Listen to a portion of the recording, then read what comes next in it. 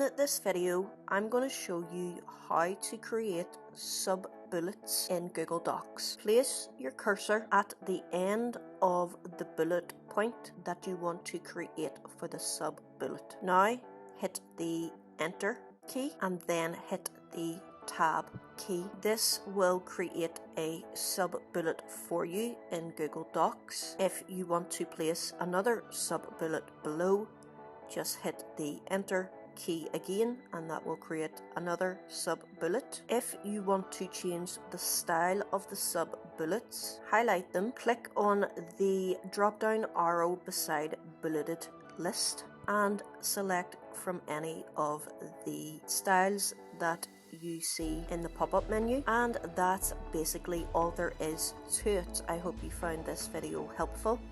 Thank you for watching. Until next time, peace.